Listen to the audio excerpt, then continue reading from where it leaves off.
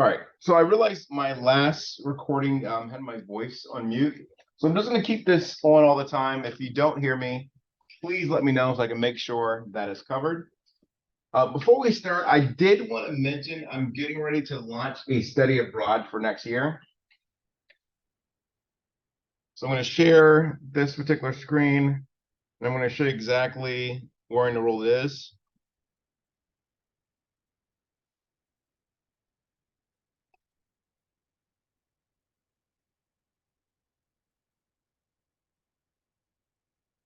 So it's going to be in the Balkans area, in the country known as Kosovo.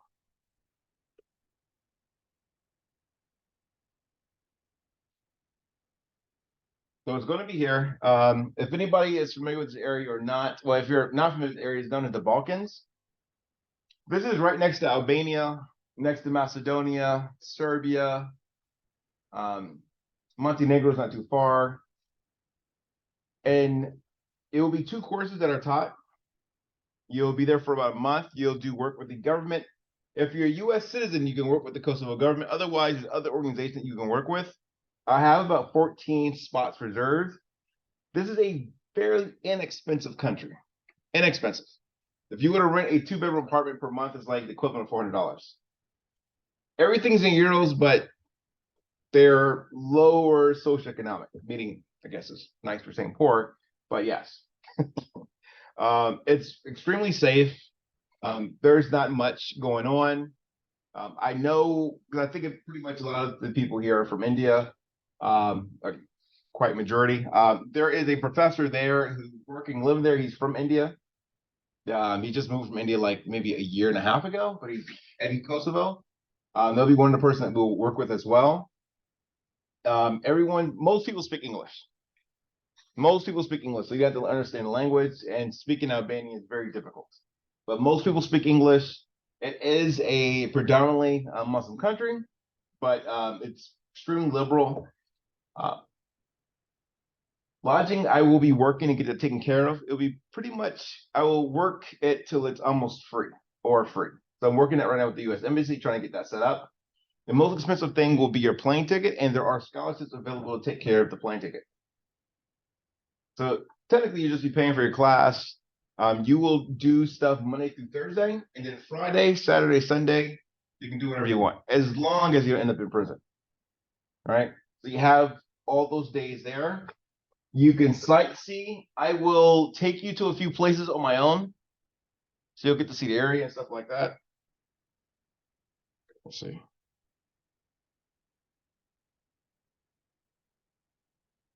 Then I will show you one of the neighboring countries.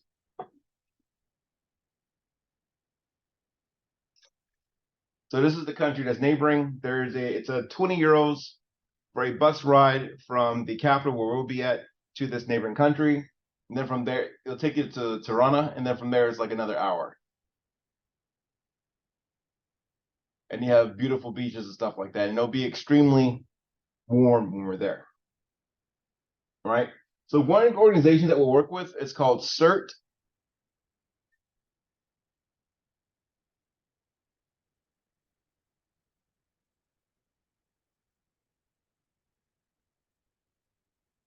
So that's one of the organizations called CERT, and there'll be similar organizations and small and mid-sized companies. For those that are U.S. citizens, there'll be opportunities to do work with their Justice Department, their police, but the cyber intelligence division of their police.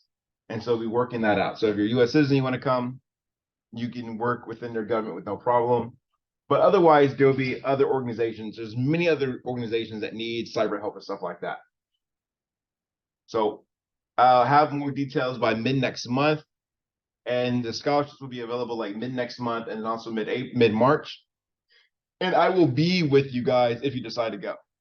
So I will be there. So is that like you're just saying, hey, go? Has anybody here done a study abroad before? All right. Study abroads, I think they're amazing, right? They allow you to learn about someone else's culture, gain experience that you wouldn't get here. Because working in this environment it's going to be very different. It's Europe, but it's not Europe. So now you're working in a pseudo-European environment. You're understanding how business processes there work. and you will be the person responsible for a lot of stuff. They have a huge problem because their salaries are so low. One of the huge problems they have is people getting degrees and leaving the country. And now, since the Balkans open up, now they're allowed to have the Schengen visa, which means they can travel 90 days within the European Union, except for Spain. They are able just to, work, and more likely they probably won't come back. So most people, everybody speaks Albanian. A lot of people will speak English, and there's still quite a few that speak German, right? So you can really get around. Even in Albania, people will understand when you speak English. Same thing in Macedonia as well. All right. So I'll talk about this more when it's time. But I do want to bring you to the stuff that we have to do.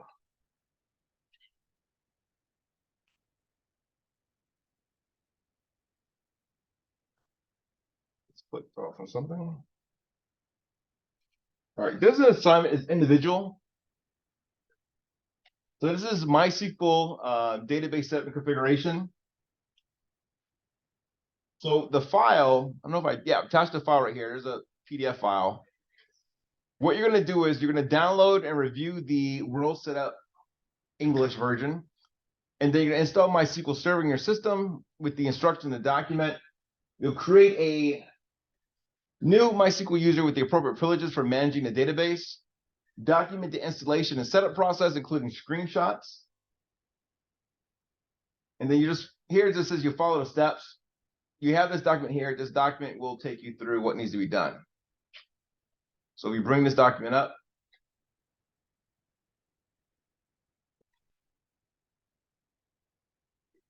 It goes through everything. It goes through the installation. It shows you how the database should look. Right now, we'll be dealing with MySQL. Then we will jump to using a GUI for MySQL. Because you realize when you do MySQL, you're just doing it in the terminal. But when you're actually using the GUI, you're like, oh, this is a whole lot easier. It's a lot more simpler. That is towards the end where we'll actually put the controls on the database, and you'll be able to see everything in action. All right, so here it goes through everything. And like I said, it's just a couple pages. So we have that. Then when you go to this week,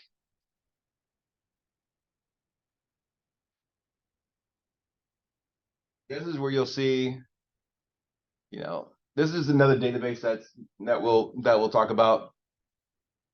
Quick presentation, is not that long. Here is a video on how to database export import from MySQL, how to import a CSV file into MySQL, how to download MySQL Workbench and import CSV file into it. And so Workbench is the GUI for MySQL. And so all that is right here. So like I said, what I try to do each week, I try to give you enough files to walk you through, right? So if I'm not around, you have questions, you can go here. Starting this Sunday, I'm actually going to be meeting up with students. And so if there's something that you want to learn or talk about, I'll give you guys a link as well. You can say, hey, I have a question about X, Y, and Z. I will be available on Sundays. It'll probably be either 6 or 7. There'll be a weekend or two that I have to travel. Like the end of this month, I have to travel. And I'll just be like, I'll just be available during that day. But I'll be traveling out of town. But it'll be you in another class, your cybersecurity course, cybersecurity technologies. But if you have questions, you can talk, you can bring up an issue, they'll bring up an issue, and then we have the hour, 2 hours to talk and go through it. And everything will be archived, so you don't have to attend, but we'll have the discussion, and once it's done, I'll upload it to YouTube or give you the files, and then you have it there. Now, when we do stuff, we'll say that mirrors the real world, that won't be recorded, right? But you can be there if you want to see it live, how it happens, and then we can talk about it in class or afterwards if you want. But there'll be some events that I won't be able to record. One, I'm young, I don't want to be in jail. Yeah, I can't fight off people like that. Okay, so we're going to go through the presentation real quick, and then we'll set up the database.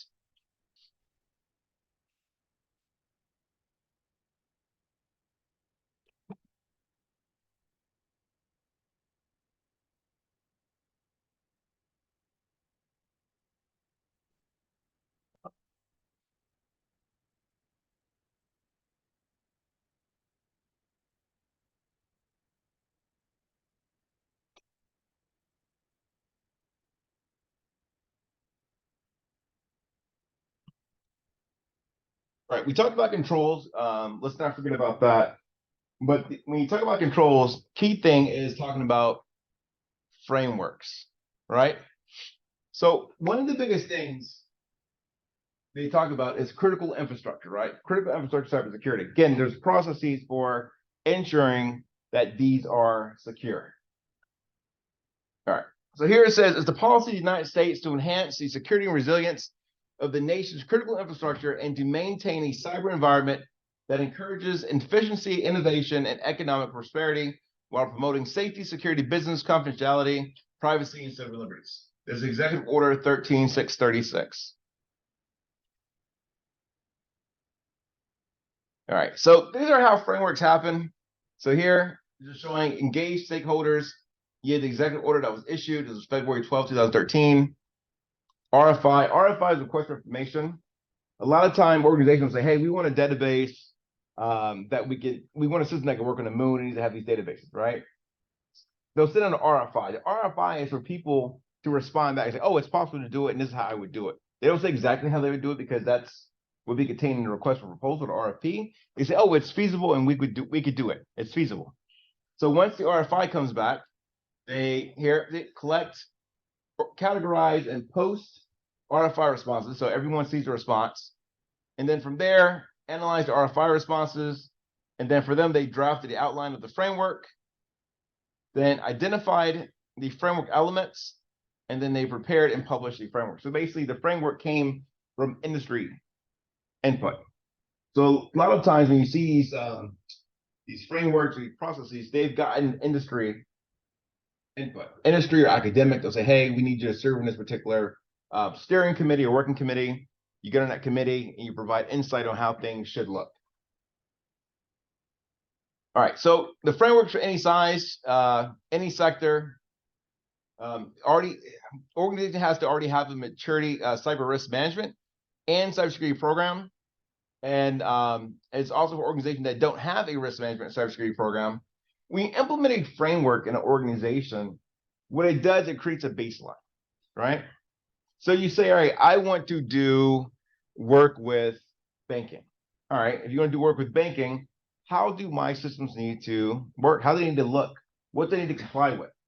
Implementing your framework allows you to go ahead and have that baseline so you can build upon that.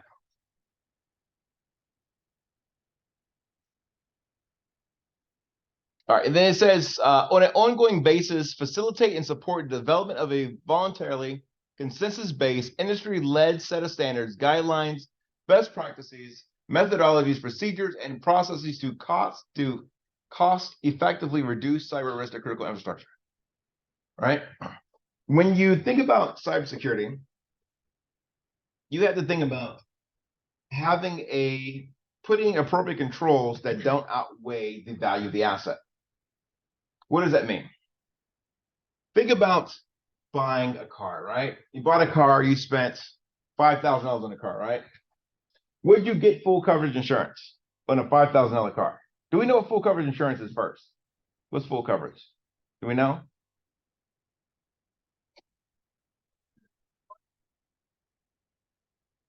Okay. Has anybody ever heard of gap insurance? So before you guys buy a car, gap insurance covers the cost of the loan and the value of the car. It pays that difference. So say you buy an $80,000 car. Please don't do anything like that.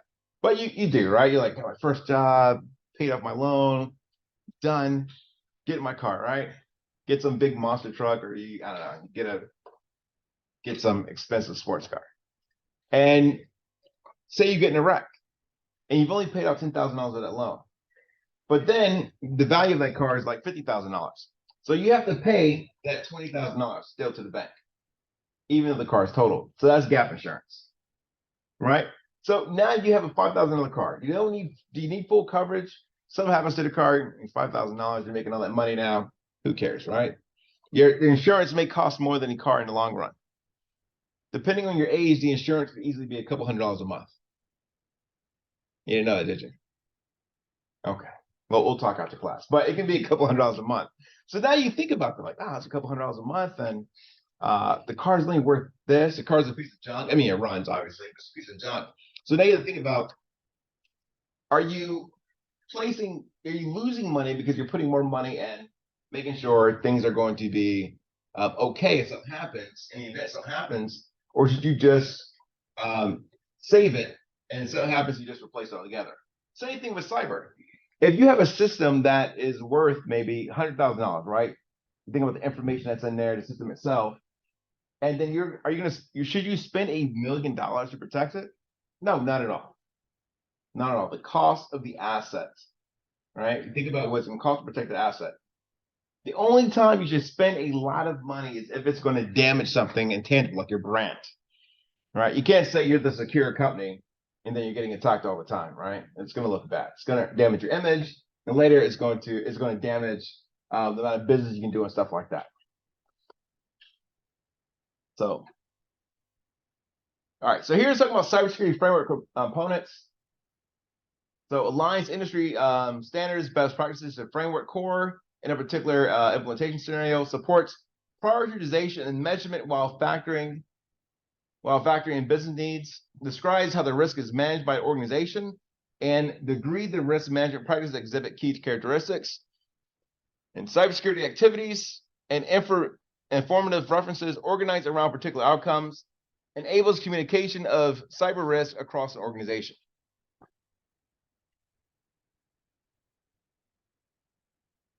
All right, key properties of cyber risk management. Risk management is all the same, right? Even though it says cyber risk management, it's all the same.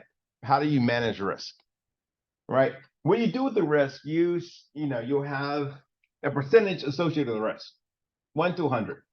After 80, 85% is no longer risk, it's reality.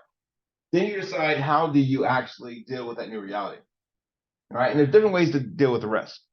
You can accept the risk, you can transfer the risk. So say there's a risk over here for flooding, right? There's a risk for flooding that's going to damage the systems that the databases are held on. Well, this group can say, all right, we're going to transfer that risk. They transfer it over here, and now that risk is your problem. And what they've done, they transfer the risk. They say, well, we're not going to host a database anymore. They're going to host a database in an area that doesn't have flooding, right?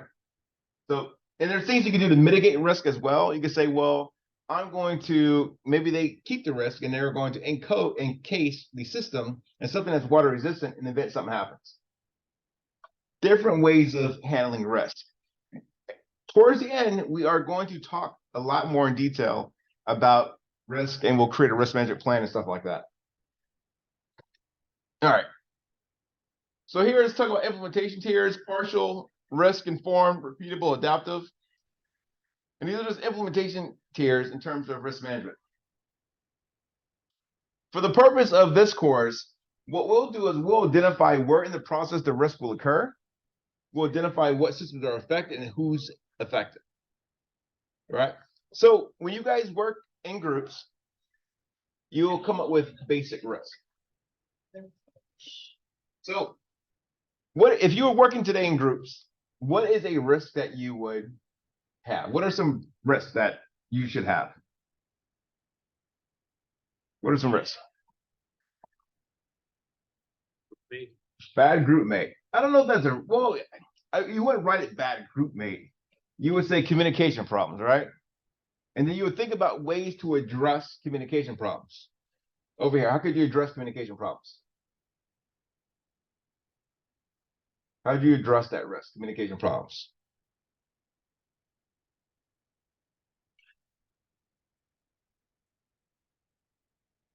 Thinking, see the eyes moving. How do you address communication problems? By setting forth the objectives clearly.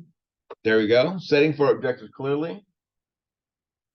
Communicating only on certain platforms. Assigning how communication goes out. Not everybody needs to communicate everything, right? You'll have a project manager. They'll communicate what needs to go. They'll have maybe a deputy. People have assigned roles. Maybe you have like a standing meeting, like daily or in the evening, you guys check in. Say, this is what I did with my task, and someone's managing the task. You have a plan. You'll create a project plan, and it'll be a project management plan. It'll state exactly how do you communicate, what are the milestones, what are the dates, so everyone can follow the dates and milestones. So those a way to reduce that risk. All right, what's another risk that you may encounter? What'd you say? Skill set. What? Skill set. Skin set. Yeah. Oh, skill set, yes. Okay, so how do you address a risk such as skill set?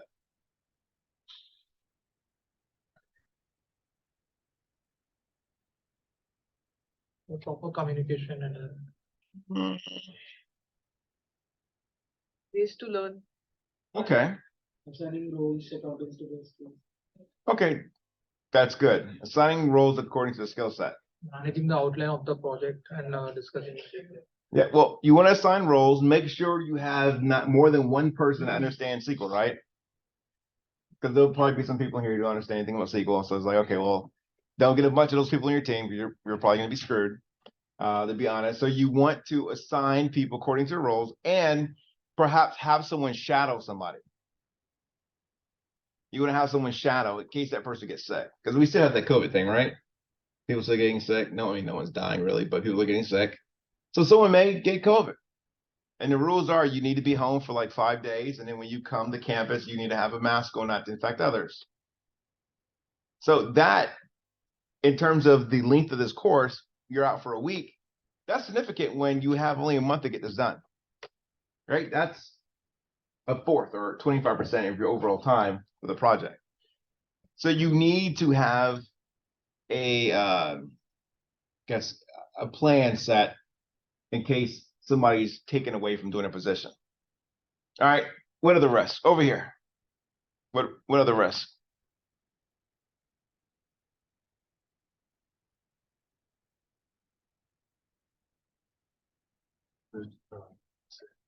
Yeah, speak louder.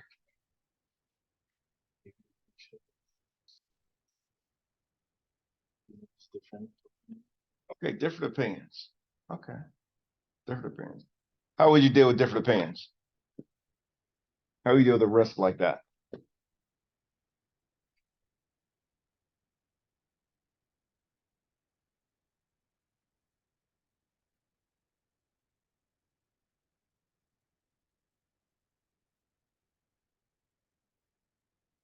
Maybe like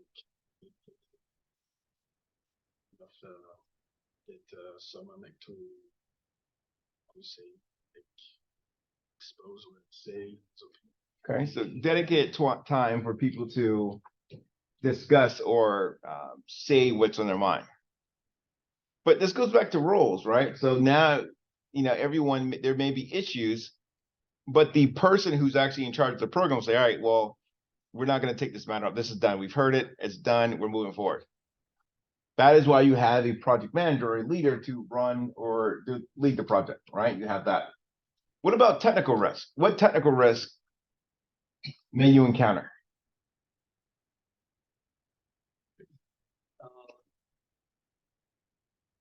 Insufficient safeguards, like technical safeguards against. Okay, insufficient safeguards, but let's think about this. There may be interoperability, right? There may be interoperability in terms of what everyone's doing. How many people are running Windows right now? Show of hands. Oh, man, it's like everybody. Except you. What are you running? Okay, never mind. All right, so so there could be interoperability issues, right? So you all are working on the database, you've checked it out, you're putting your stuff back in GitHub, and then you realize like, oh, this is not working. This particular person added their control, but now it's just not working. It's not interoperable with my version. So you may have interoperability issues, integration issues, right? Someone may be using the incorrect version of MySQL. That could be an issue. Someone may say, I'm going to do it on Kali. On Kali, the server it's Karen database. It's very different, right? So the implementation is different on Kali Linux. Right? You always have that one person that wants to be unique or different. So that would be enough to cause issues. And a way to deal with that is someone is responsible, because if you're doing a virtual machine, someone's responsible for building one VM, making sure everything's on their SQL Server, everything, and then they send it out to the entire group. And then the group imports that in. They import that VM. And so now everybody's using the same stuff. Right? All right.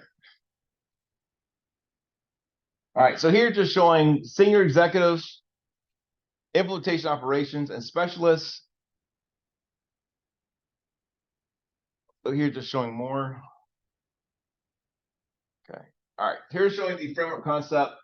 So basically the function and then the category, what process and assets need protection. So you're identifying asset management, business environment, governance, risk, risk management strategy. What safeguards are available, so what you're protecting, access control, awareness and training, data security, maintenance, protective technology. What technologies can identify incidents or detecting, anomalies and events, security, continuous monitoring and detection process. In terms of looking at anomalies and events, how would you look at anomalies and events? What do you think we do? Anomalies and events.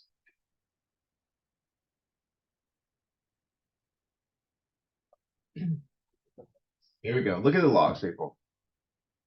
Just look at the logs. We'll install some other programs that give you a little bit more insight, but you have logs. Respond. So what techniques can contain impacts, incidents, response planning, communications, analysis, mitigation, improvements, and then recovery. So it's recovery planning. Now for databases is very different, but when you're talking about full-fledged systems, then you have the discussion of hot, warm, cold, mirror, and mobile sites. But you have to think about how do you recover, right? Even when you're actually uploading to a large database, do it incremental. Are you replicating things? You have to think about all this. Everything costs money, right? It may sound, oh, this is a great item, but your organization can say, hey, we don't have a lot of money. So you need to really come up with something that's within our budget. All right, so here it just says supporting the risk management framework. So it's showing different items. So senior executive level, they focus on organization risk. So they're focused on the risk for the organization. At the business process level, this is critical infrastructure risk management. Their actions, they select the business profile, they allocate the budget. The implementation, obviously, these are the guys who are securing. Implementation, they have the implementation progress, changes in asset, vulnerability, and threats. Here it's talking about changes in current and future risks. That gets from the business level up to the senior executive level. And they're the ones who will prioritize the budget, and they'll decide what amount of risk are they willing to take.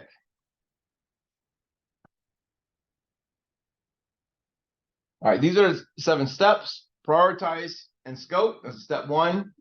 Orient, create a current profile, conduct a risk assessment, create a target profile, determine, analyze, and prioritize gaps, and then lastly, the implementation action plan. These are the 7 steps to the framework process. All right, so everybody has their machine today, right? That's everybody. All right, so what we are going to do, what you guys are going to do is we're going to get MySQL set up and set this environment up. All right, bring up your machines.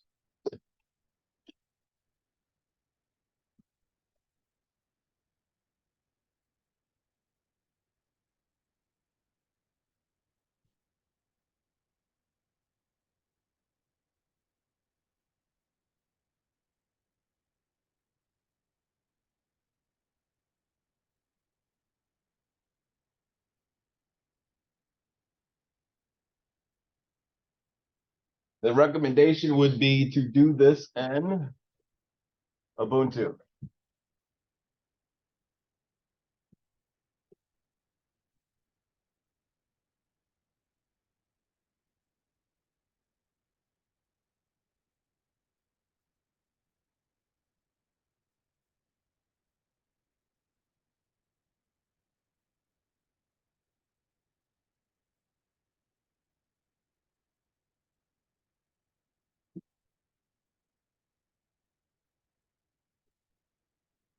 Those who are online, I'm going to give you a link.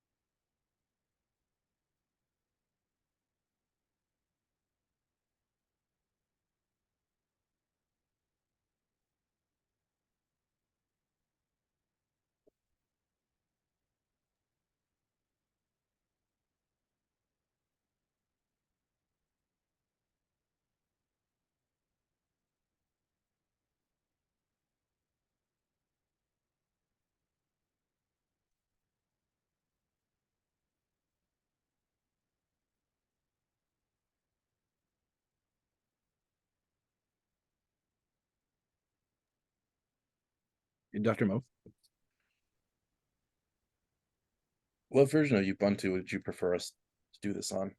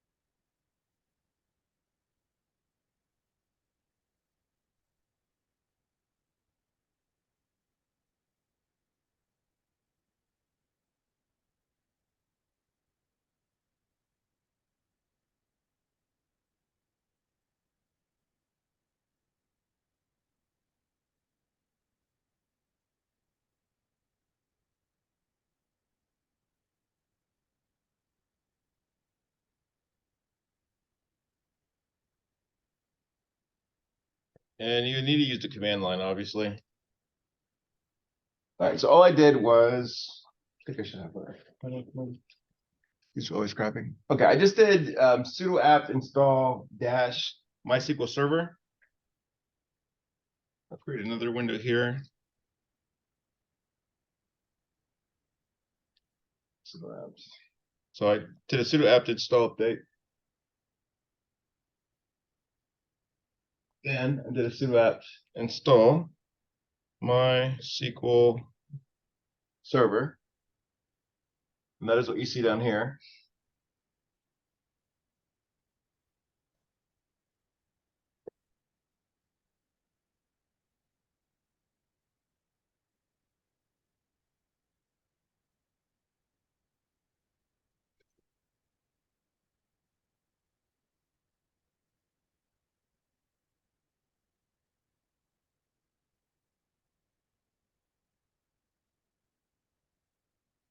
So once this installs, I'll install something else.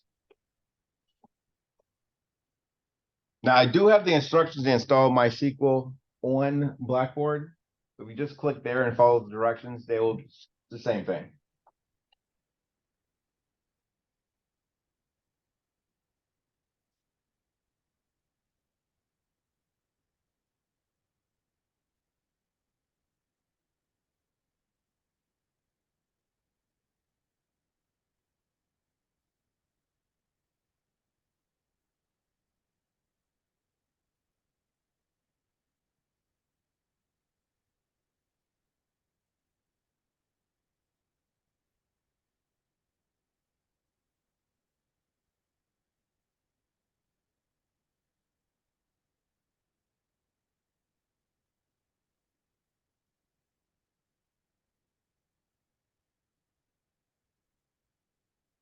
You see here, it should show that it's running.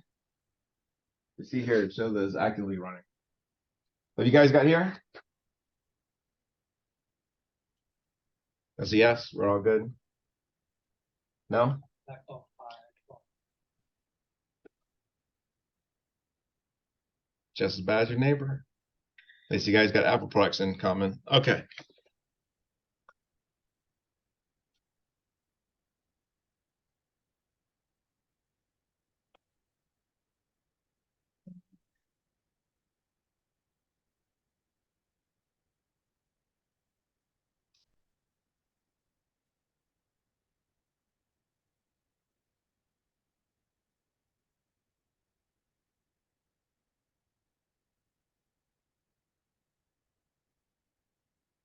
Sudo MySQL.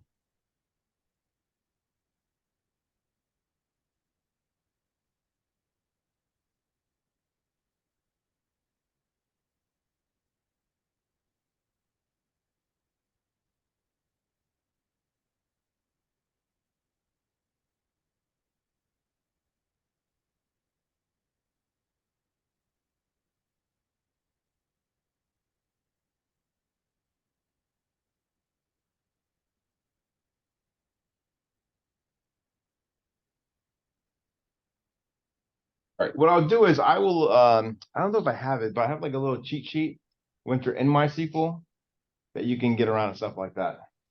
But once you have SQL set up, then you'll need to set up users and things of that particular nature. And then you can go ahead and continue with the import.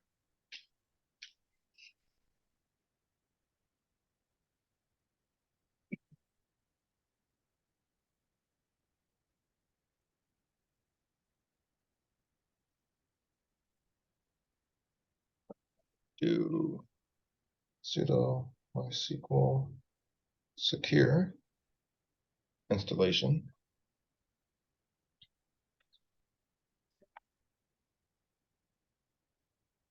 And this part is important. Just pay attention to what your password is. When you create one.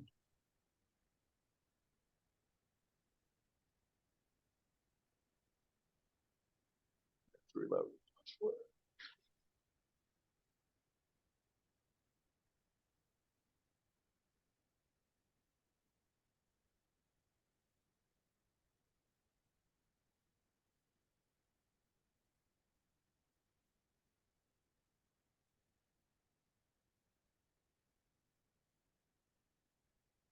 I see someone typing here, but for our reason, I can't read chats. So if you'd like to talk, please do. Professor Dawson, Yes. what version of Ubuntu would you prefer us to use for this? I'm using I think it's like 23, but use the LTS or greater. Okay, thank you.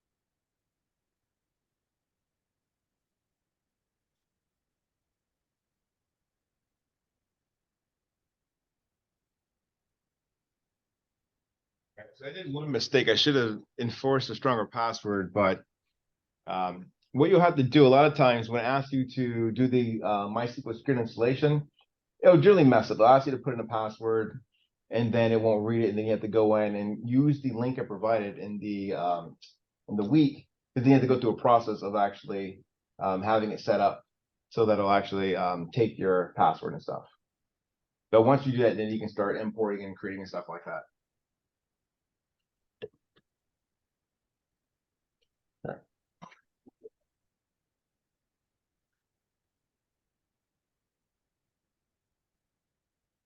I want to pull up the file link here so you can actually see what I'm talking about.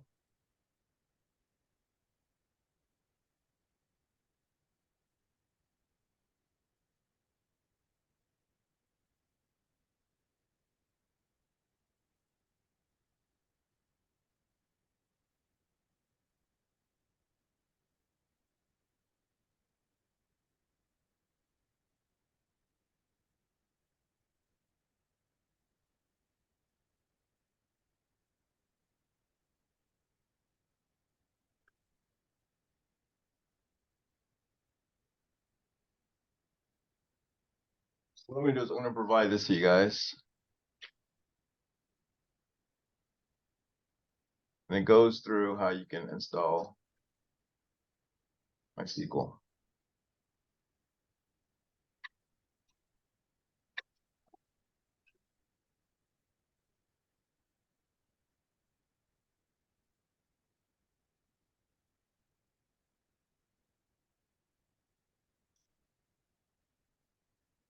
I'll give this to you guys right now.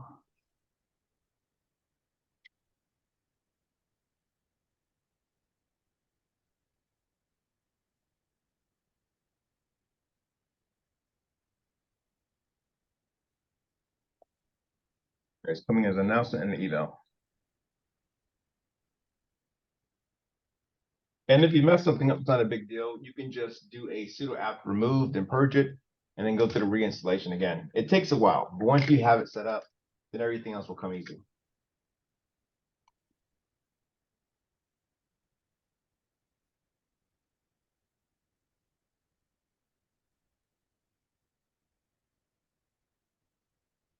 And the email just went out.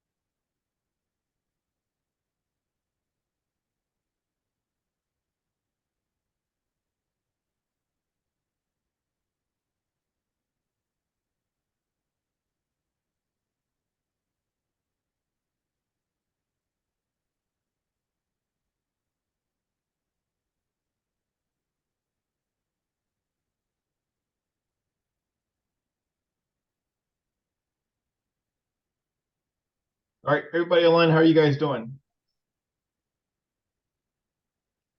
I'm doing good. My Ubuntu machine crashed, so Not good. adjusting that first. But I've downloaded MySQL on Ubuntu before, so I'm doing good. Okay, awesome.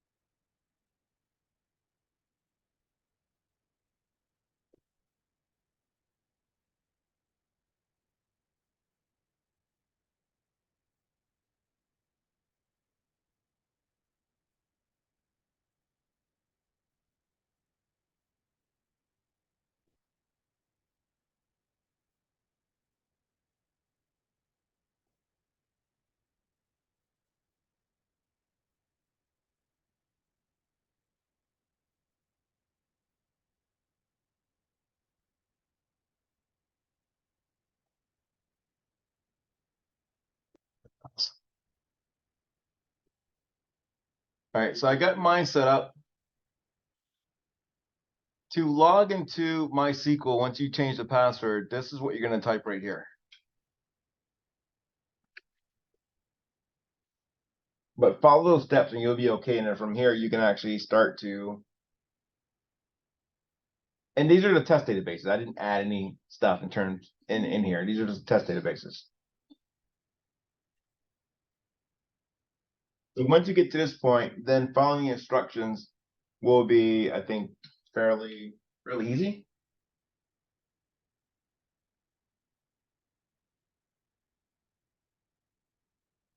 So is anybody here yet?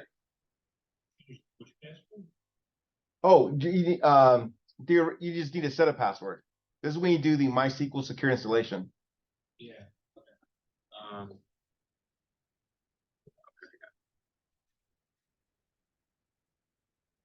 Come back there and see where you're at. See that glossy look in your face.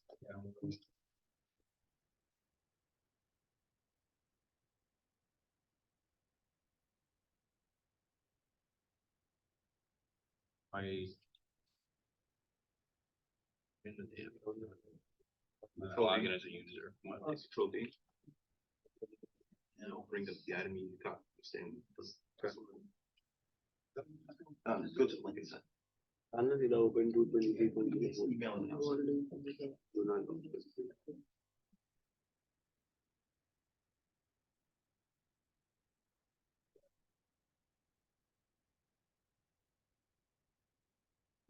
Oh, by the way, we have the GRA should be sending out an email introducing himself in the office hours that he's going to host. And I told the GRA to have office hours at the beginning of the week. Because since we have class on Thursdays, at the beginning of the week, you should be able to access him and get help. Sounds good? Okay. And they will be on campus. However, I told them to use BookMe. So it could be virtually. Because I mean, you're going to be sharing your screen. And so that's what it doesn't matter because what you need to do is share your terminal and stuff like that. Do you see it? Yeah. Okay, cool. Thank you. And you can change that password in there to whatever, but it doesn't really matter. You got it? Yeah, Windows. You're not following directions. And also. Are you following directions? You have my. World Autodesk, I'm doing the same. Yeah, just do it on the Ubuntu. Do it on Ubuntu, because then we can add controls on Ubuntu. All right, please use Ubuntu. Put it in a virtual machine.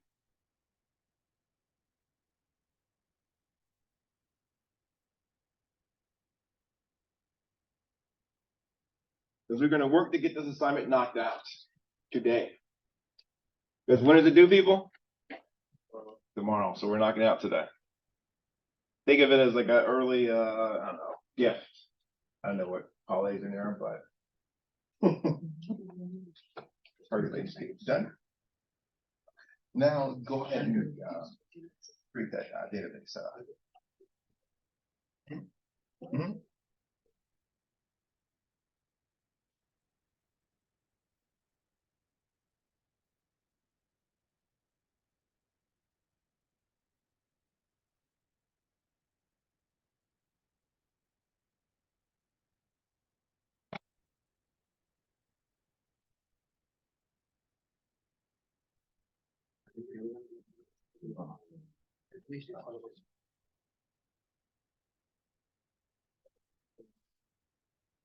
All right, those online, you guys have any questions?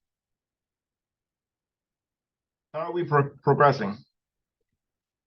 I fixed my box, so Okay. but no questions with the SQL installation so far. You said the questions for the sequel? No, I said I have no questions about SQL, but I did fix my box, so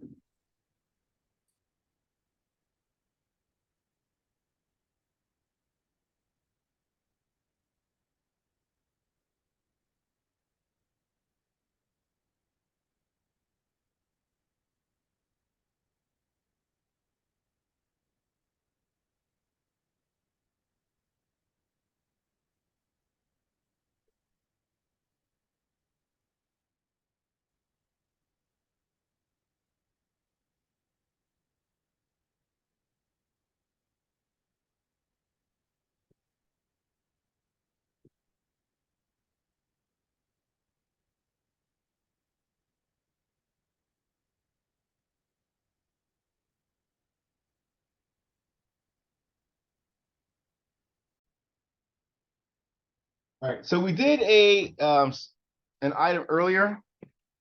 What we're going to do now, we're going to take a break and we're going to go through that presentation that you're supposed to have created last week.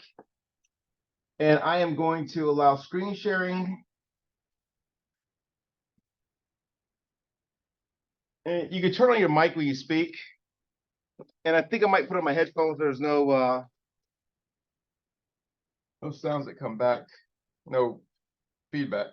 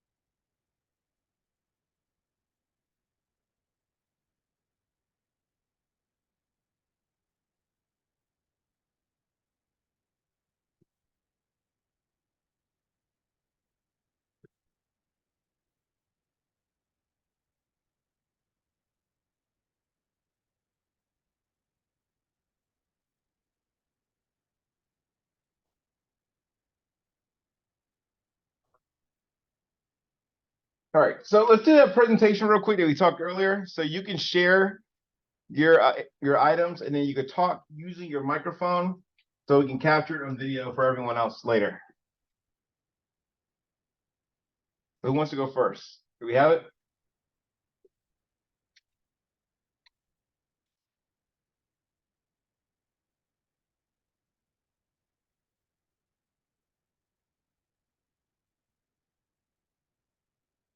Bring up here.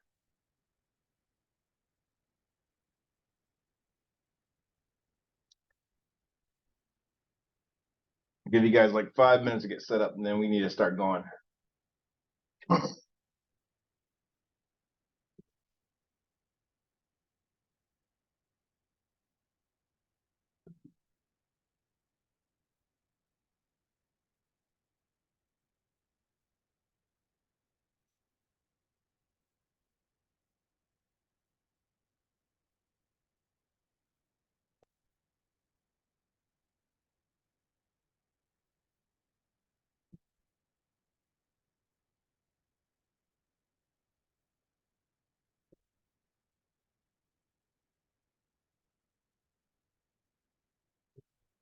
Looks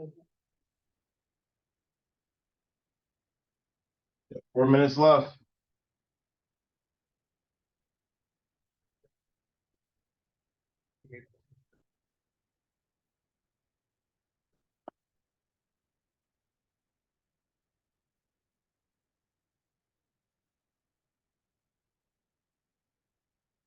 This question.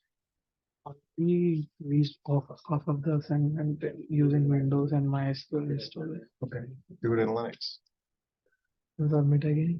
Yeah, I said do it in Linux. We can't wait. Yeah, but I've missed the last lecture, so I don't know that I have done it. Well, we just said, we're talking about this assignment today, right? Yeah, Yeah, the beginning class I said do it in Linux. yeah. Okay. I will do it. Okay.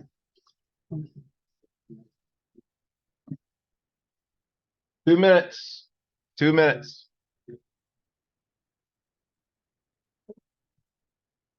Well, it doesn't matter who goes first. Just share your slides, put your mic on and talk. Professor, it seems like everyone left except for me. Oh, no, there's Uh, dozens here. Oh, okay. I wasn't here last week, so I don't have a presentation to share. Gotcha. Well, I'm Otherwise, sure many people in the class will share something. Remember, it's participate or quiz. So you guys can decide, participate or quiz. I mean, I can come up with something since I wasn't here. No, you're okay.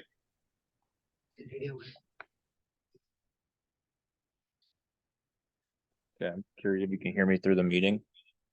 I guess you can. So this is our group presentation. We're gonna go through our first access control code that we went over and we decided would be useful to implement would be access control code 9, previous logon notification. So basically what this would do, it would notify when a user logs in, it would notify the user of previous logon attempt. So let's say, basically a user would just log in and then it would say, oh, this user account was attempted to be logged into Is previously. your voice still talking through your computer? Is it? I think so. Oh, maybe not.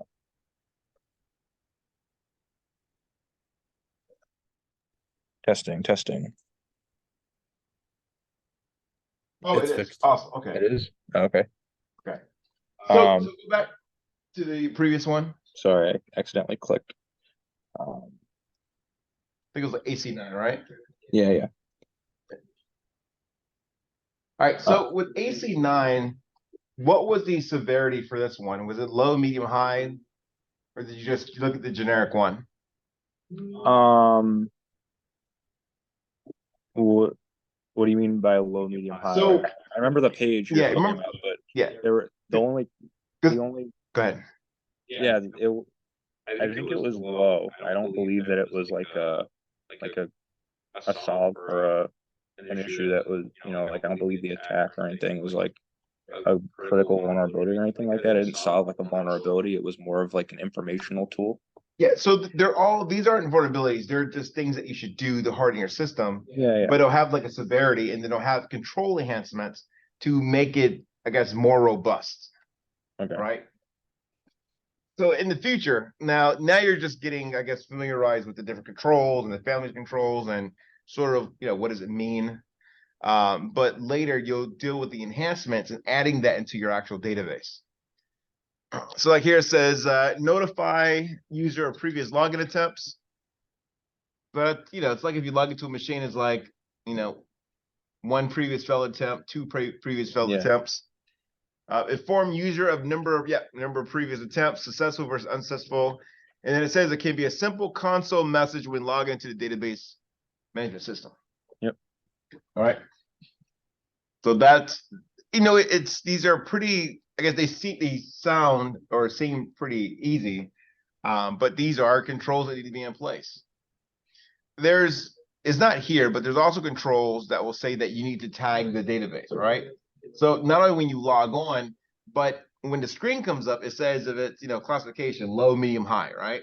So it lets the user know, like, what is the classification of the database? So they understand that. And then let's go to your next one. This one was basically a control that after a certain amount of unsuccessful logon attempts, it would just lock out the account. There were varying degrees of, how strict the control was. Basically, if you could set it so that, if it was too many attempts and the data would delete itself, which could be useful if you really don't want that getting to the bad hands, but be bad if, you really need that data, obviously. Well, think of it like this, right? So you say that. But if a device or whatever is lost, then. Yeah, I mean, okay. So think of it like you have after three failed attempts, things begin to wipe, right? So someone trying to crack a password and trying random passwords, if you don't have something set that limits the amount of password you put in, they'll just keep trying, right? They'll just keep trying, and they may get in depending upon the actual strength of the password. So that's why it says like, okay, well, you tried after 10 times, we're just wiping the system because we know that you are just trying to gain access to the system by any means. Because at a certain point, you have to make a command decision, say, all right, you're just trying to get access to the system, wipe the system, because you obviously have control of that system. So we just need to wipe everything. Yeah. Okay. And then the top one, when you lock users out after unsuccessful attempts, then there's a message that should come on the screen and say, talk to system administrator, whatever number. And so that you can talk to them directly to get it opened again. Reset password and all that good stuff. Yep. And then the last one says, can force the use of alternative authorization method. Remember you have something something you have, something you are, strong authentication. So it asks for something else, like maybe they send something to your cell phone. Right, we have the multi-factor authentication here. When you log into the Illinois Tech Network, it sends a code to your mobile device. Right, so your password gets your email, but they're just making sure that no one else has that passcode in it. Send it to your device, and for a set amount of time, now you can log into IIT. And so those particular items, those are controls, and these are just what needs to be done, right? And the cool thing about this, it just says that. It doesn't tell you how to create the implementation. It just says, do these things. It's up to you on how you'll meet these implementations. Because, again, everything's with cost, time, right?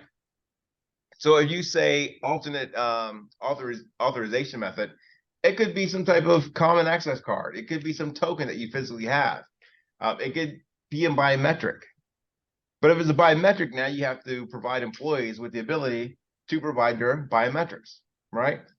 That particular item could cost quite a bit of money, depending on how large your organization is. All right, is that the last one? No, I have two more. Okay, let's go through the others. PC11 device lock. Temporary actions to prevent logical access to a device. So obviously, if somebody like physically breaks it, that's a different story. But it would be similar to, just like similar to your Windows computer. If you hit like Windows key and the L button, it'll lock your account. So you have to put the password in again. Okay. So that's something that the user can do if they're stepping away from the computer or the account for a second. So that's something that they can do to contribute to security of the database or device or whatever it is. Or sometimes you want to reduce risk overall, right? So you say you're not active on a computer for like 2 minutes, it just locks, right? There's nothing being done. It just locks for 2 minutes or 5 minutes because it could be some video running or something like that. Yeah, I put that in the second bullet point, like a timer or countdown or something Mhm. like that. Yeah, yeah. And yeah, I mean, that was all that one was. Yeah, because the thing is, say that you have high access, right? And it says anyone coming along, not only can they view that data, they can actually get on that database and run the commands as you. Because you're already logged in. Yeah. Right. So it's not just locking the account, maybe even signing out the database, like you're forcing a sign out. That was a different control, I think. That I believe that. Oh, this is just device lock in general. Yeah, yeah. Okay, yeah, this is just locking the entire This device. is a lot. Yeah. And it says require another login attempt to access the device after lock. Yeah. Now, were these the items that were in there that were required for device lock? Was there anything else? These were like the suggested like ways you could implement it. I mean, well, the bottom one is the whole point, right? Is somebody's using the account, they want to step away. So they step away, they lock it, and then they need to authenticate again. That was the whole point. But the other two, or the middle one is like the different ways that you could implement it. It could be like the user actually does it. It could be like maybe they have like a token or something that they actually have, sent through like Bluetooth or ears or something like that. Or it could be like a timer, like you said. All right, what's your next one? Last one was what you said before, is close the session, right? So you could do that either user initiated, it could be a timer. I'm sure you could do it remotely from like an administrator standpoint or something like that. Now, do you think you could have session termination and not have device lock and be okay? Do you think you'd have session termination? So not say you just device have lock? session termination, but you don't have device lock. Yeah. Do you think that's an issue? If you have, I feel like this one is stronger than the other one. So even if you have session termination, right, you have all types of logs and files that are on your system, they can still go and see what has been pulled, right? Sure. So this is when you get into, I need to encrypt data at rest, because the data is just there in plain text probably. So now they can go and see the data that's been accessed because the database is right there, unless you're going to have probably files on your system. All right, that's everything. That's all I did. Yeah. Right, who else was in your group? Are they here? He was. I don't remember anybody else. Is that in the yellow sweater? Yeah, yeah. Okay, you're so quiet. You're always so quiet. Okay. But those names underneath were the people in my group. Okay, cool beans. All right, somebody else.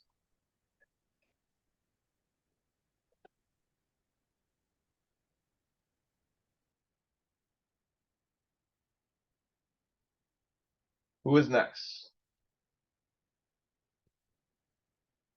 Or you guys trying to finish it real quick?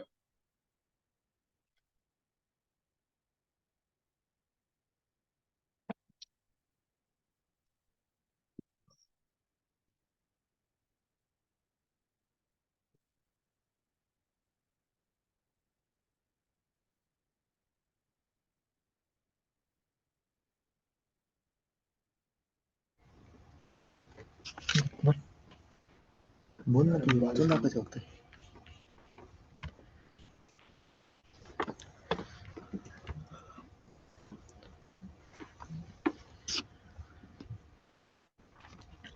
good evening, Professor. All right, do you have your Yeah. microphone? Oh, you do. Okay, cool. Yeah, so we have Go ahead taken. and make your screen large, like it's presenting. Pretend you're presenting, but no, let's go all the way. Okay. Go to your first slide. So, oh, sorry. That's it. Okay. So we have 5 members: Harshal, myself, Pratik, Isha, Raj, and Aniket. So we have taken 4 access control information to be discussed on today. So the first one is the device lock session lock, and in this we have seen that device locks are temporary actions that are taken to avoid the logical access to organization systems. So when it stops working, that moves away from the immediate vicinity of the system. So the proximity log may be used to initiate the device lock, and that could be a device, Bluetooth device, or some other dongle. So explain how this works. How does this work? I can I explain can this. explain this. So from So what I from read what I on the read, the examples, examples, basically basically, it's like a chip it's like a or an chip or an RFID RFID thing, which thing is which is attached attached to to your your badge. badge. Once you And move once away you move from the away local from the device, local device, it will just it sign will you just out sign you for out for temporary. temporary. When you're When back you're in its back in its vicinity, it will vicinity, sign you it will back in. sign you back in. Okay, does it state like how many feet that you need to be have the device not locked? I think it was meant for that specific room or area. I'm not sure about the Okay. feet and all. So So that that was was basically the how device lock or device session lock or lock session worked. lock worked.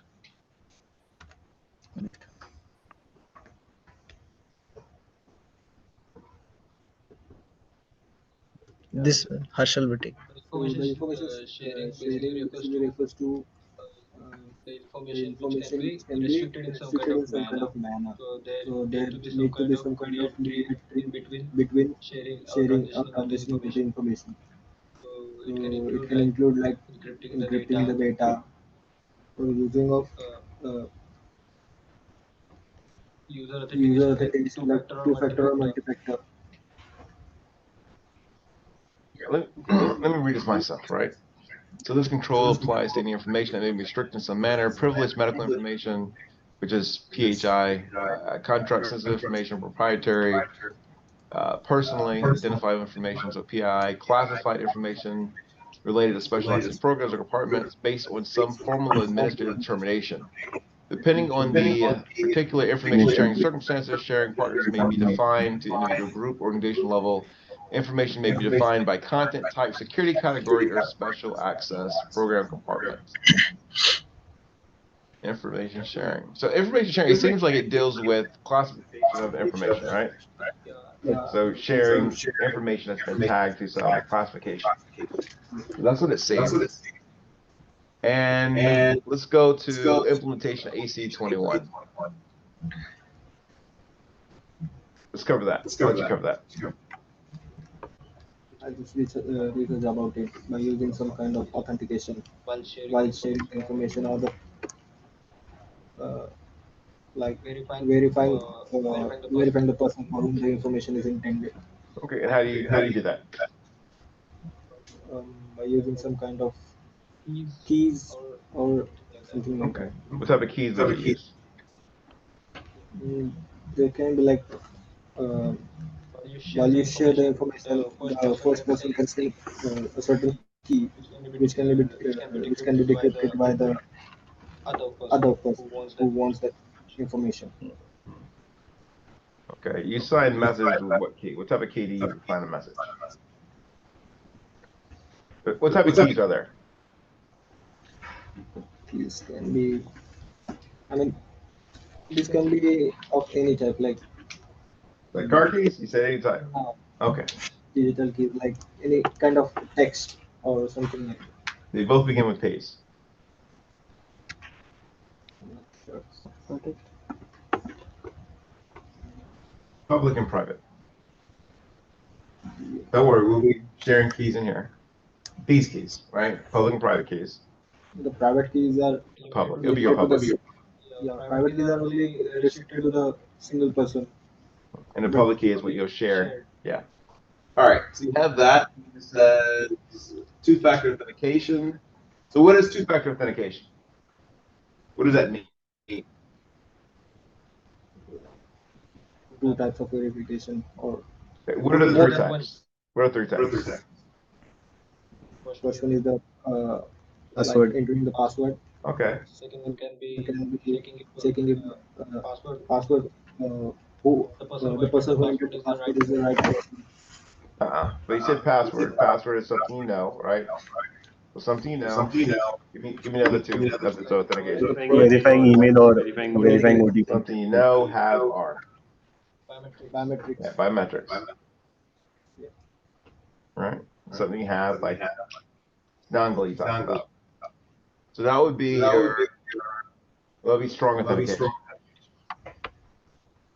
right? And it says multi-factor authentication to verify the identity of users before granting access to system information. All right, what is role-based access control? What is that? Giving the access to the person whom the information is intended.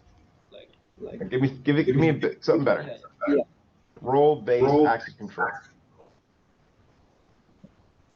Tell me what it is and give me an example of an implementation for of all example, that. Professor, the access which you have to Blackboard is not the one which we have. Okay. Yes. Why It can be an example of role-based. Oh, Like you are the professor, so you can there we go.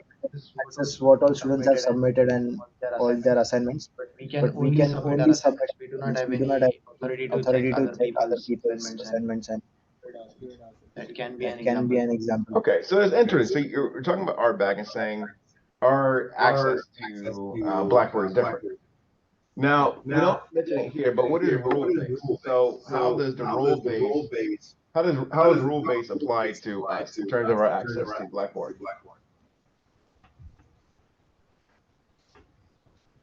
What is role? I mean, your role as a professor will be. You said role. Okay, sorry. So our database has role and it has rule. So what is the rule? Because I should have access to other Blackboards as well, right? I'm a professor, but I can't. You're limited to your subject. Not just my subject, only the classes that are attached to my A number. I have an A number like you guys. So when classes come out as a rule, basically I get my shells. It's all right, Mo, here's your A number attached to this course. Here are the students attached to student roles, and that's how it works. Like your TAs, I just put in their role as TAs today, right? So they were put in, and I had the ability to add them as a student, instructor, or TA. That's discretionary. I chose what I put in there. And so you think about role-based, it's okay, but you need role and because if you say every IT person should access to the system, no, it doesn't work like that because they should only access to the particular system that they need for their job or that they're working on. So it can be through charge codes or if they're actually working on a project, needing those resources. So this is where implementation gets kind of tricky because you can't use a blanket statement with role-based, right?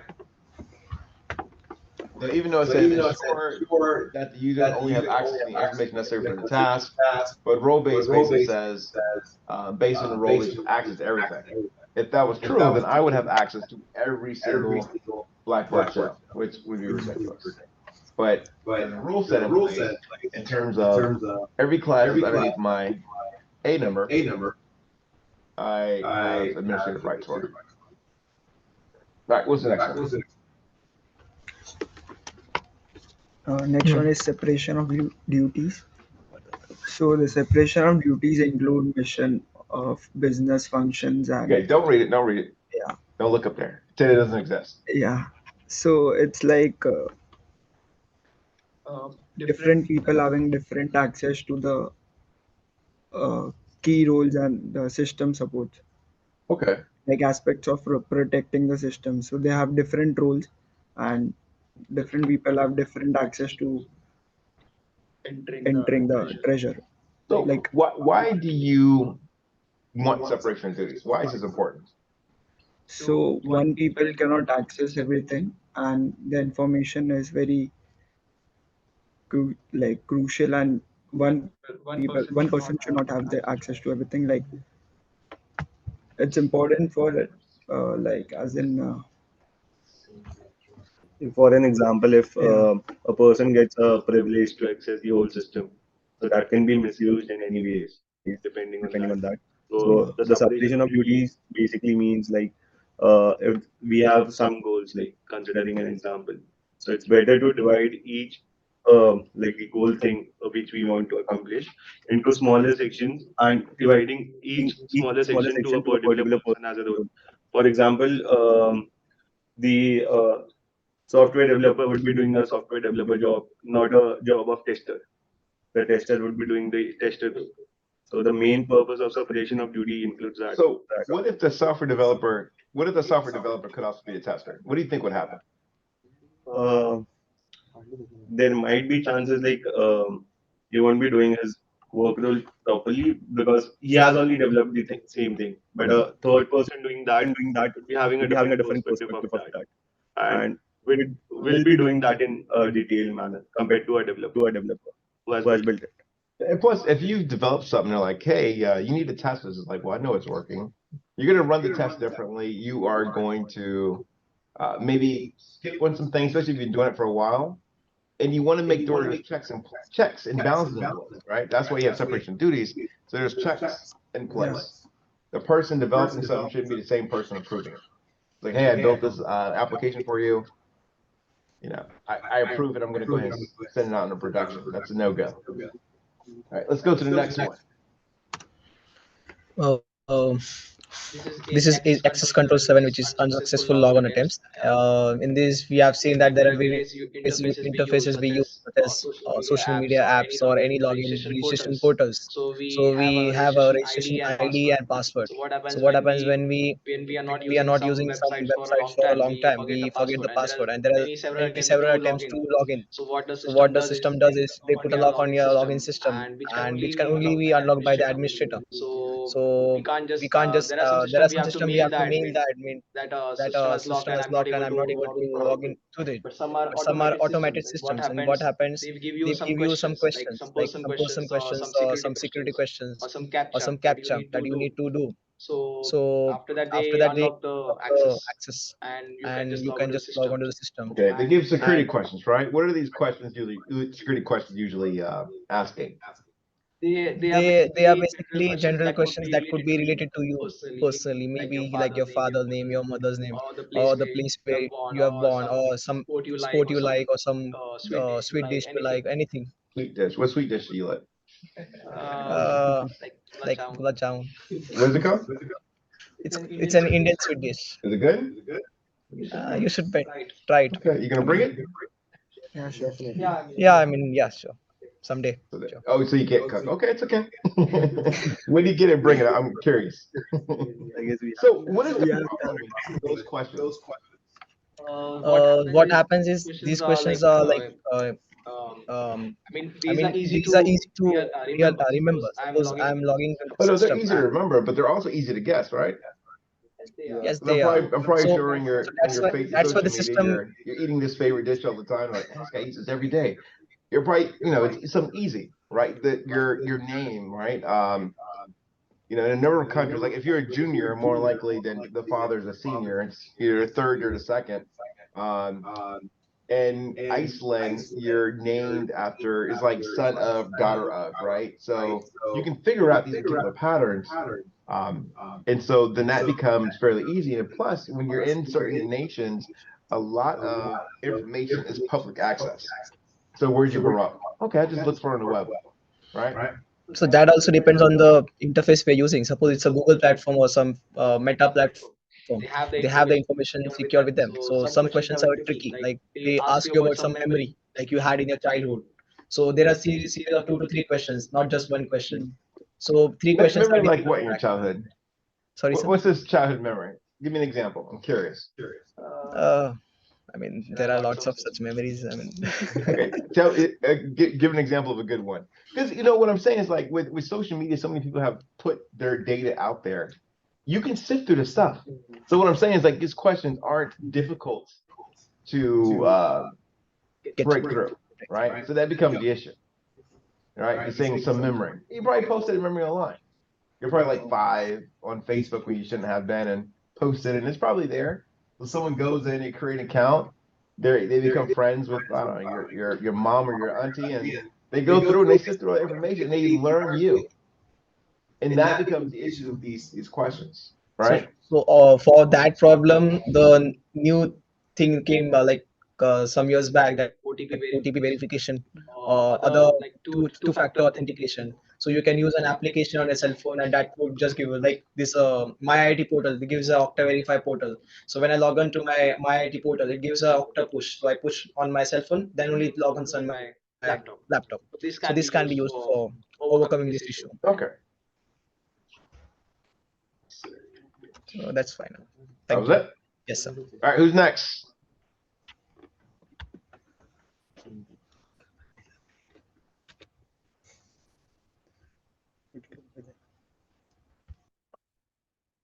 So this dish, is this something you buy from the store or what? Yeah. No, you usually make at home. But yeah, you can buy from the store You also. can buy from the store also. Is it something that has to be fresh or what? It should be fresh. I mean, yeah, it stays up to 2 to 3 days. Then after that, it stinks. I mean, it's a dip. I mean, these are like small balls of sugar balls, and it's dipped in the sugar. That's what we call that. Deep is. Oh, that's sweet and fattening. Yes. Okay. I mean, that usually it's prepared after the meal. It's a dessert. It's a dessert. Do you eat a lot or just a little bit of it? Seems like you eat a lot, you're gonna get high Just one cholesterol. piece. Huh? Just one piece at a time. There's one piece. Not more than that. Oh no. Okay. All right. You guys go.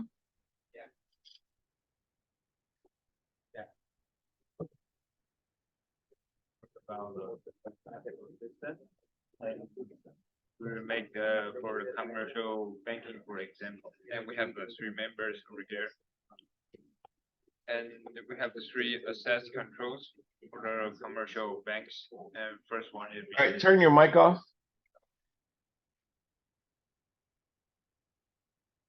off or on? On. Sorry. On.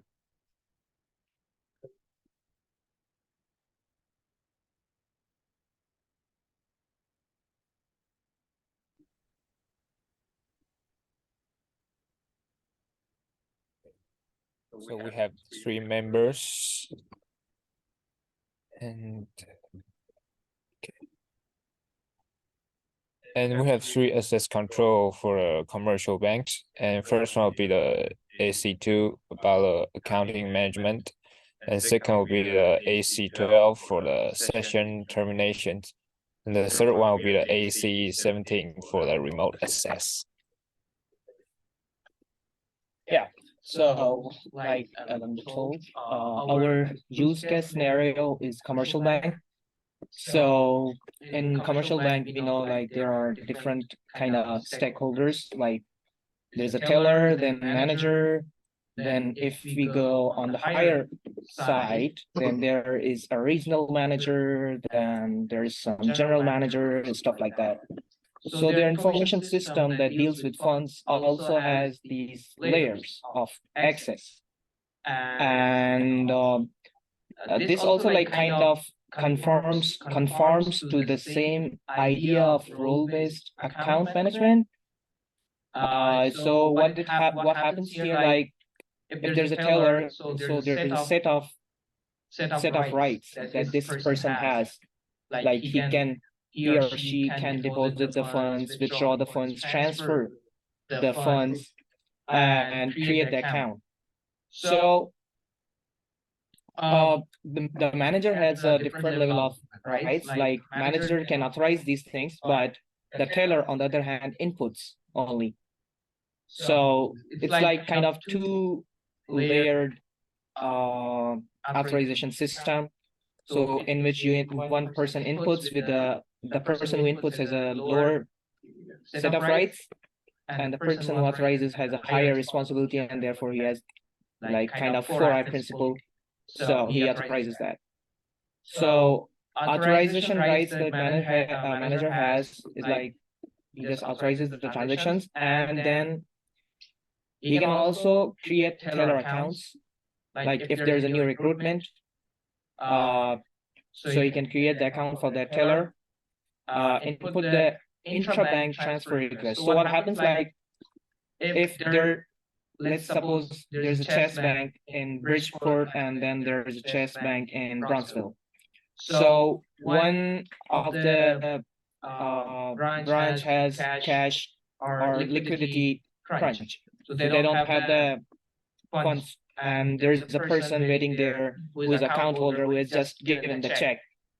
So what that branch would do is like it would go for the intra-bank transfer request for the other branch. If the branch was Bridgeport, then it would ask the Bronxville branch for the transfer, and the manager will just input that transaction. And the Ellen, can you go ahead? And in this case, the regional manager who like supervises the let's say branches of Chicago region. So regional manager authorizes that intra-bank transfer. So regional bank can regional manager can also like input intra-bank transfer. So like there's a scenario where there is overall there's a request from another bank. They are experiencing a liquidity crunch or there is some other issue with them. So if there's an other bank, then the transaction can only be input by the regional manager, not the manager.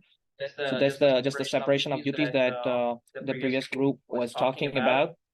And then there is also like account monitoring for atypical users. So this is kind of high severity risk that like what a bank account deals with like money. So regional manager has this duty of looking into the activity, whether it conforms to the established rules and safeguards.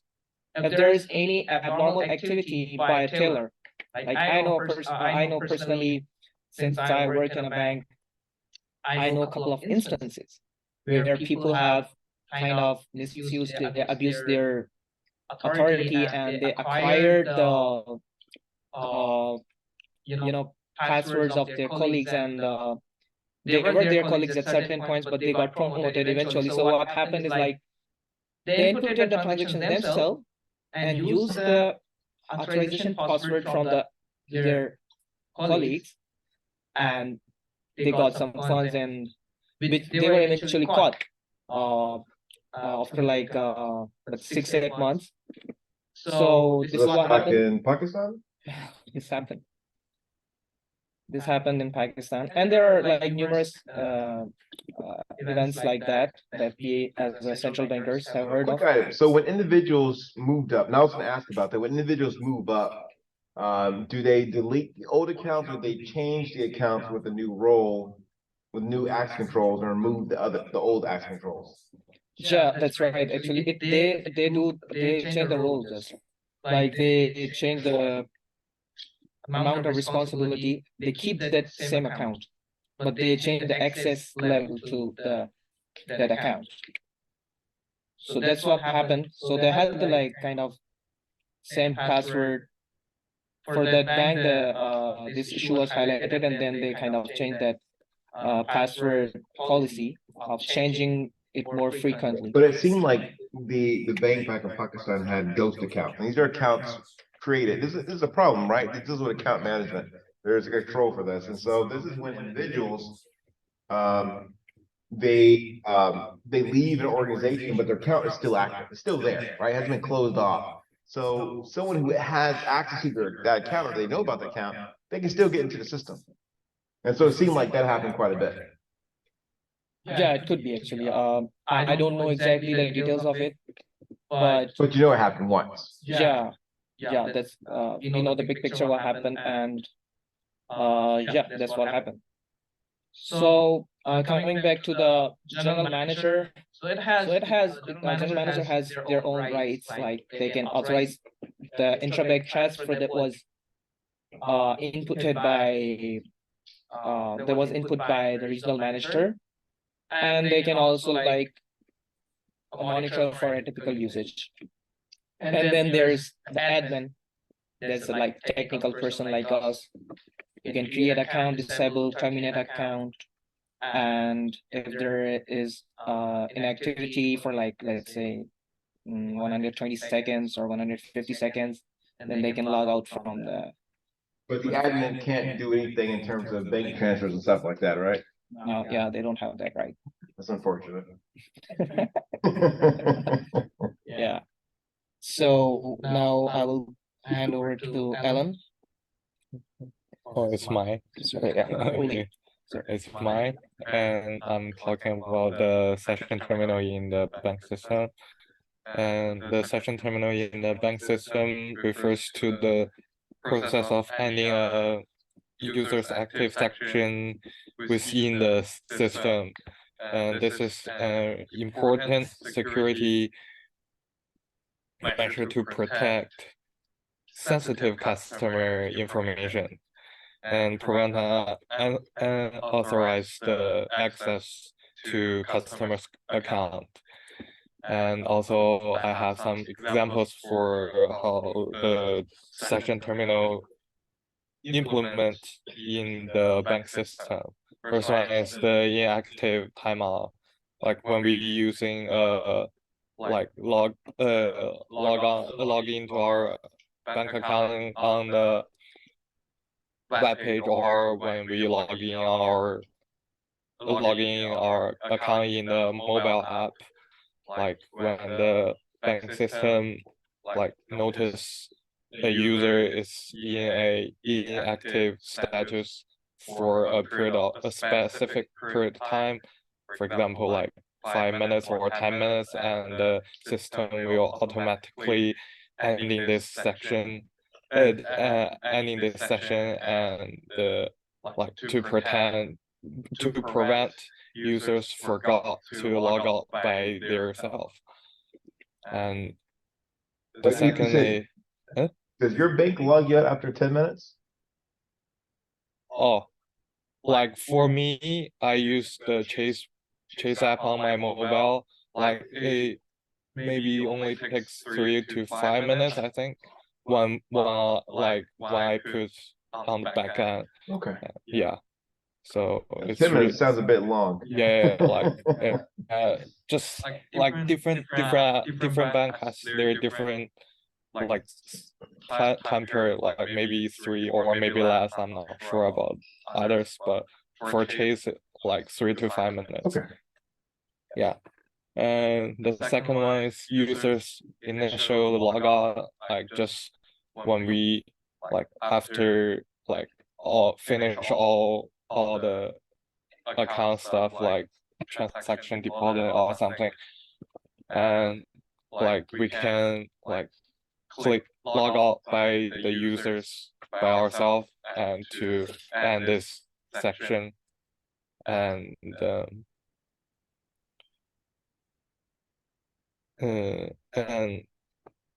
when the customer when the user click log out, the system will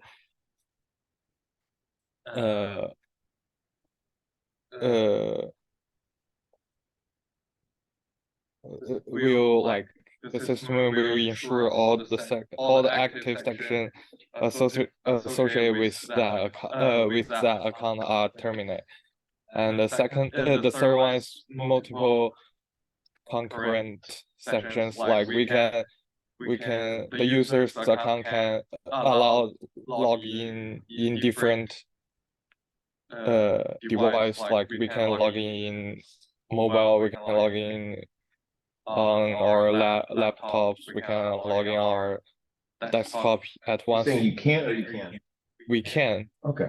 And like we like when the user terminate the app on your mobile, the laptop and the desktop section still work, and it won't be affected by your smartphone. And only if your smartphone like determined to session terminate on your laptop or desktop. Otherwise, the session on laptop or desktop are allowed to continue working. So this gets interesting, right? So for those that use your Google account the way it's set up, when you sign into a new device or a different location, do you get a message on your phone that says, "Did you authorize this?" Does anybody get that? Yeah. Yeah, right? Yeah. So something like that is important. So if you can have multiple current sessions, that session could be somewhere around the world, or someone using the VPN to get access to your account. Yeah. At that time, you can not authorize that device logging into your account, and you can like manage your account, like which devices your account can log in, which devices cannot. Yeah, just remember, the more sessions that you have to manage, the more complex it gets. So if you could limit it, say, all right, only through this mobile device, it's a trusted device, you make it a trusted device, through this particular browser on this machine is trusted, then you can manage this kiosk a lot more easier. Otherwise, you are going to be forced to think about how to manage the complexity as it gets larger and larger. Yeah, but like for right now, like everyone wants to be convenient, like flexible. Like some people want to use your like mobile app to manage your bank account on your phone, and some like prefers to work on your laptop. So like it's a problem. Like if you not like flexible with all the devices, like some customer will say like you didn't have like you are not provide convenient services for us. Like we will choose other banks like who can I provide. think what I'm saying is like, you go through a process to make sure a device is trusted, right? Yeah. Make sure the device is trusted, keep it a certain period of time.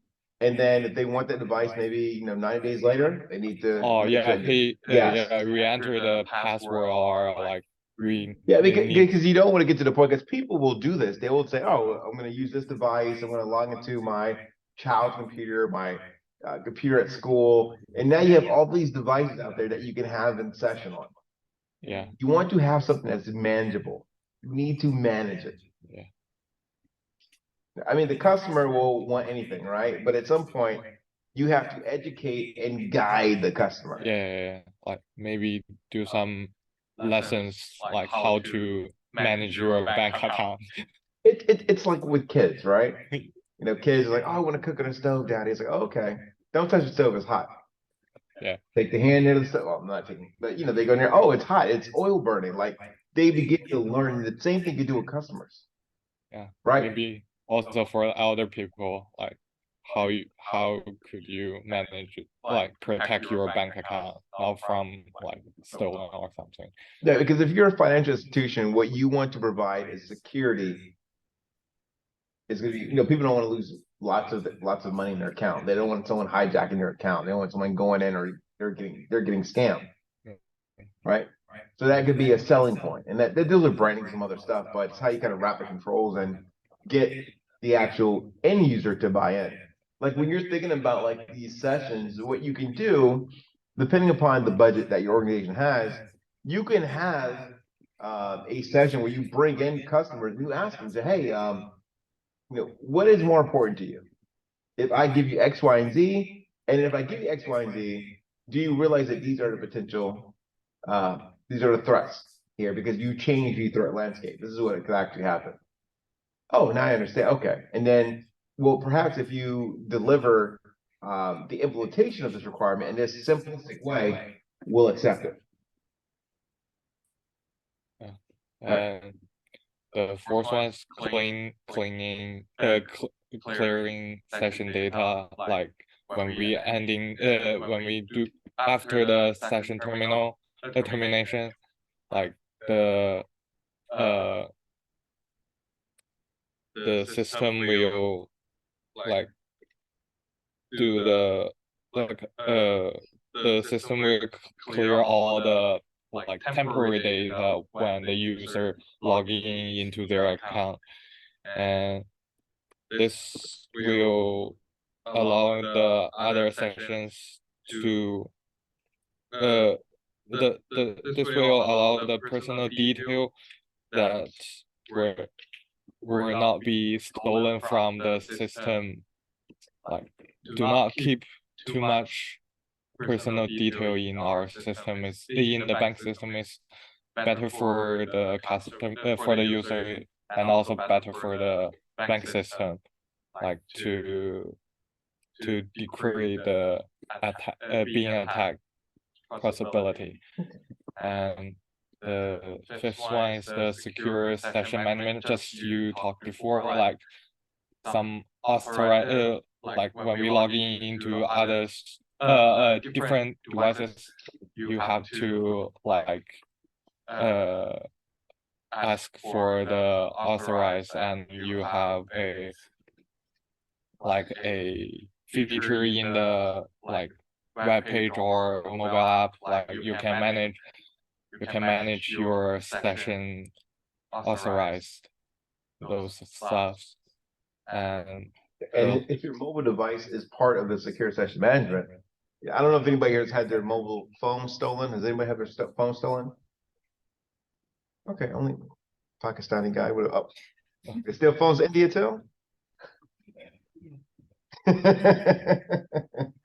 So you have to think about like another particular method dealing with this. It's like, okay, well, if your phone is what you're using in terms of secure session management, say, hey, I validate this. Someone steals your phone, now you have to be able to call a person and say, hey, I'm so-and-so, I'm going to prove who I am. And then perhaps, maybe you get a new number in the meantime, you're waiting on a new SIM, but you need to be able to think about worst case scenario, because it will happen. Sorry. For those who haven't got your phone stolen, don't worry. It's a process. You'll get over it. Had it happen a couple times. okay. All right, and then I guess you got logging and auditing, right? Yeah, and that's like the system can auditing like when and where the users log in and to track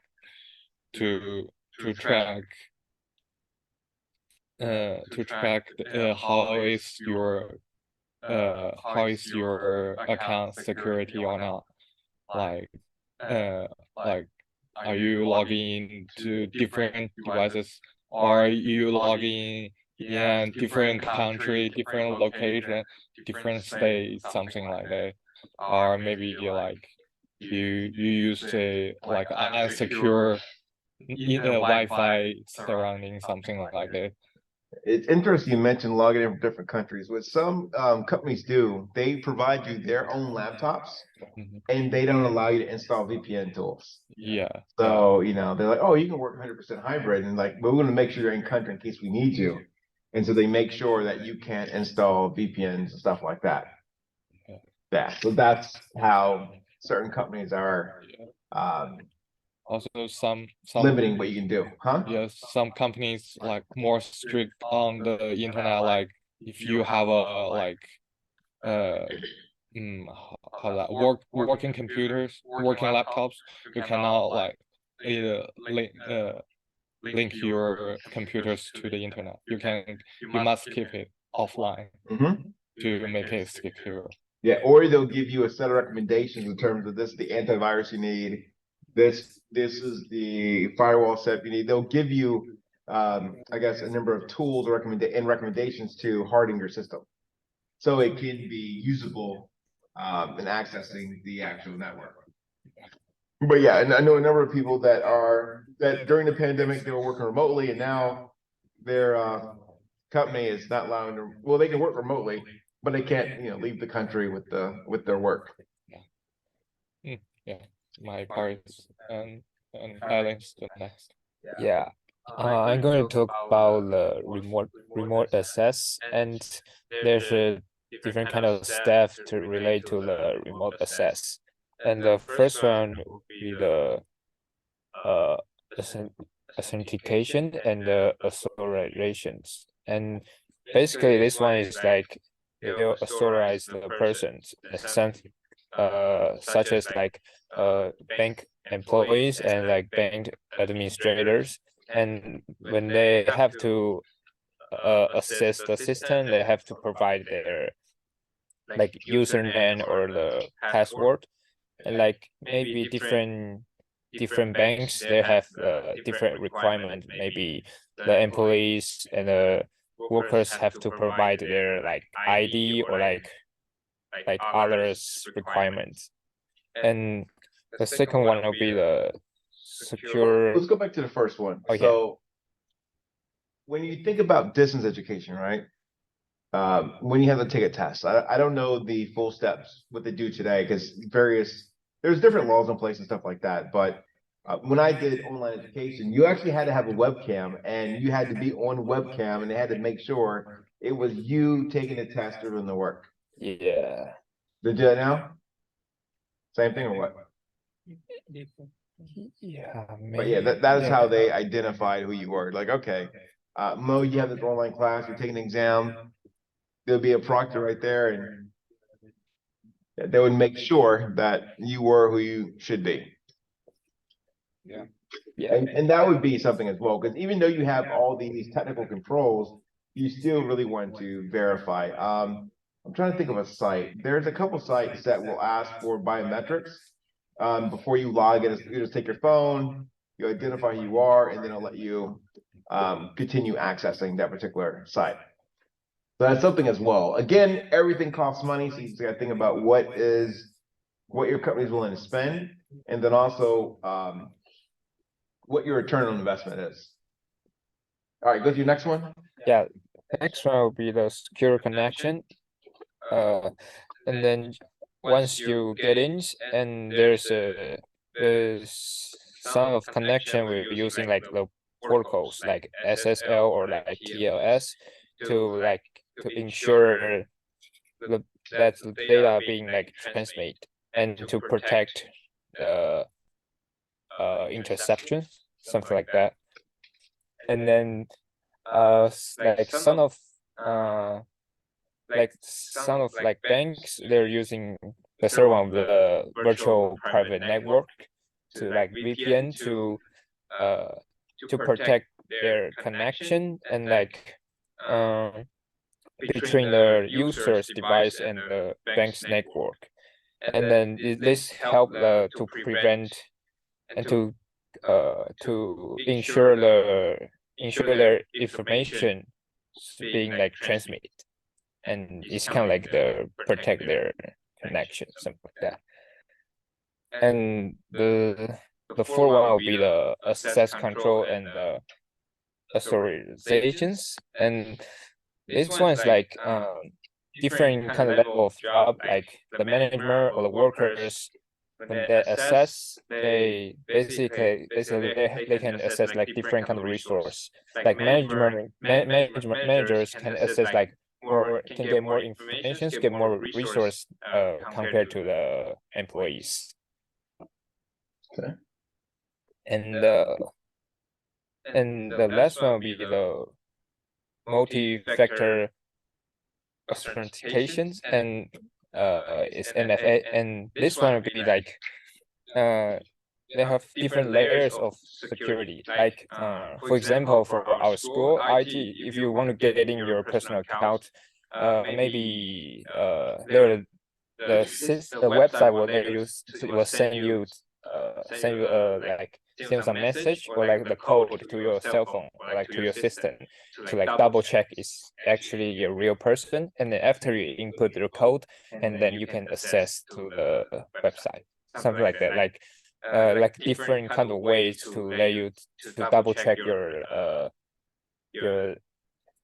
person, and then you can get in, something like that. Yeah. It was interesting with Illinois Tech, when you first come to university, you set this up, you give them your mobile number, you set up your password, and then you actually use your password to get in, but then that's when it asks you can send a code to your mobile device, right?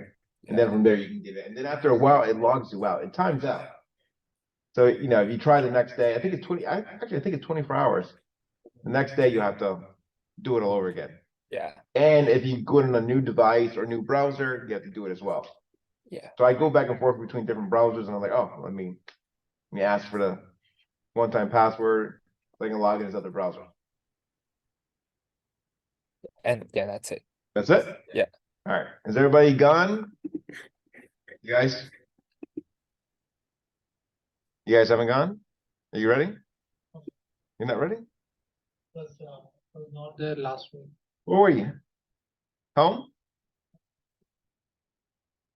Yeah, tummy ache or something or what? You're better now, right? Okay. All right. All right, so you guys are going to finish the MySQL setup. So finish that, and then I'm gonna let you guys know what's going on this Sunday. And then again, we will start having these additional talks and stuff outside the class. They will be on Sundays and stuff like that too. They will be experts you can ask. For you, I will have your older twin. He'll be presenting. Yeah.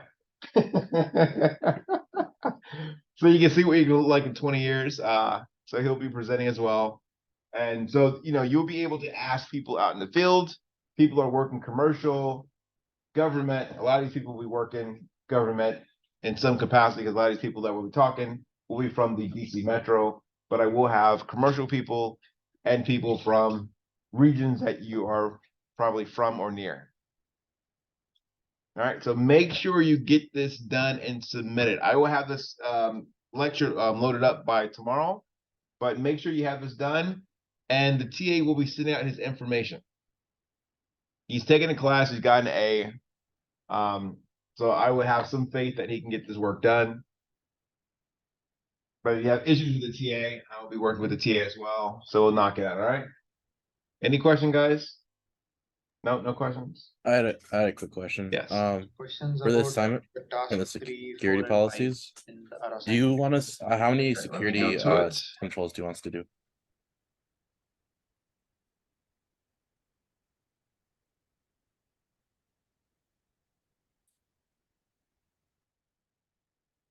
All right, so task 3 says list all the countries. Right? So These are just queries. we're done with the installation, but we haven't gotten all the rest of the data in there. Yes. We haven't been able to populate it yet. We don't have prior knowledge in this, so You see, you don't have prior knowledge prior into knowledge querying or what? Yeah. Oh, okay, goodness. What I'll do is I will send out a link. Let me do this now.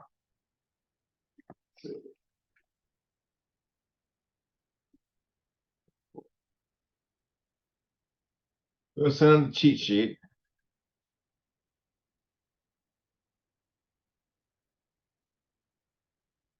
And this is going to allow you to navigate, do the queries, print out the stuff. So I'm going to send it the announcement right now.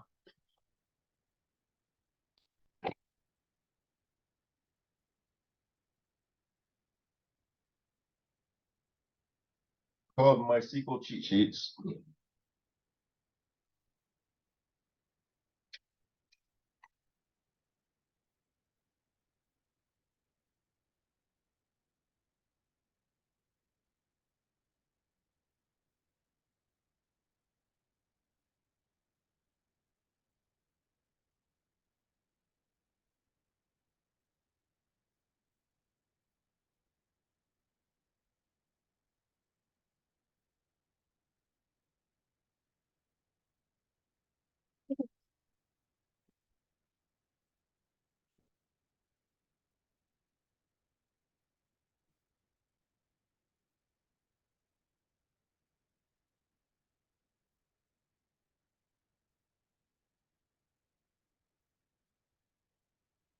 All right, check your email. You sent you something. So there's 3 different cheat sheets. So this should help you with the commands and stuff like that. Feeling better now? You can get it done, right? yes. Okay, as I see a smile on your face. And Professor, Zoho program. Yes.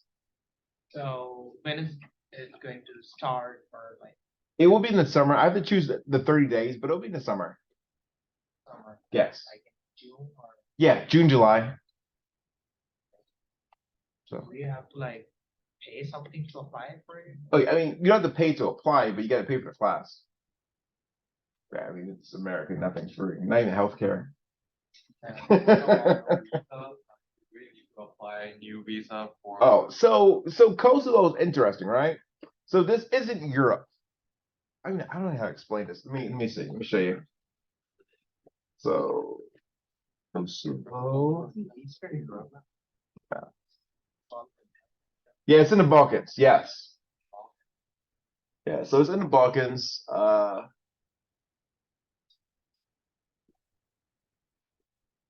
we'll be here, and you'll actually fly to either Germany or Switzerland. So Switzerland or Germany. And then you'll fly directly to Kosovo. And so you don't need a visa for getting to Serbia is easy. It's easy to get here. It's not difficult. like, for those from India and Pakistan, like, I will work that stuff in advance and, work with the embassy there and stuff like that to get things approved. It has a Shenzhen visa, right? Yes, now they do. Before they didn't, they weren't part of the Schengen visa. Yes. And there's one country, Spain doesn't recognize them. So remember I mentioned like China, Taiwan, same thing with Kosovo. They're not technically a country, they're like an independent nation inside a nation, inside Serbia. And if we talk about the course, like what is the theme for the cybersecurity? Can you like share some details? Sure. So the theme is to do actual projects, to do like work experience, do a project as well. We'll do a project, a postal project, but you'll talk about your experience and all that stuff. They gain actual skills. So, all right, you're going to do, if you work CERT, you're going to do these particular items with CERT. You're going to do everything just like you would if you were here doing CERT, but you'll do it for that country and at a higher level because they need people, right? Most of the people there, they get their degrees and they leave the country. It just, no one's making money. So we gotta do their work and pay the money for classes? You say what now? I said like we gotta do the work there and also pay the money for classes. But then you also have time on the weekend. So the class is work, right? So that's the class. Yeah. So there's something called action research. And action research means that you go somewhere, you're working on a particular project, and then you're publishing or writing about the project. And so this is like all wrapped in together. Like a previous thing that I was doing was taking students to the Dominican Republic. So students would go to DR, work with that was the plan. They would work with the Dominican National Police. They would do source code analysis, what it may be, have projects, and that's what they would do for the class. And that would be their credit for the class. Can you like choose our area, like someone wants to work in cyber security, but yeah, so once I put everything out and I doing coordination with embassy now, I'll work with organizations, what organization that you can be placed at, and then we'll say, all right, I want to go here, but I'm going to limit it to 14. So I'm only going to do 14 students max. That's about all I can manage. thank you for sharing. Yeah. Professor Dawson, I had a quick question. Andrew, I will see you, bud. And go ahead and I think you mentioned another meeting, so go ahead and just put that on my calendar. All right. And you enjoy. You too. Peace.